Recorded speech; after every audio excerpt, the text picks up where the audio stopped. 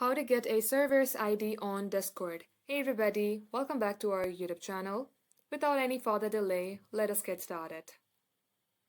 Launch any of your preferred web application and get logged into your Discord account. Once done, let's go ahead and first enable our developers mode in order to copy a server's ID. Here you will see your name, click on to settings. Then scroll below. Under app settings, you will see advanced. Click onto it and toggle on developer mode. Now once done, come back to your home page, refresh your page, and click onto any server that you would like to copy the server ID of.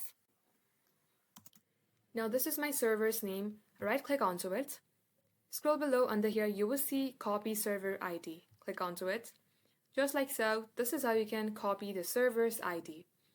Thanks for watching the video till the very end. If it had helped you in any ways, then like and subscribe.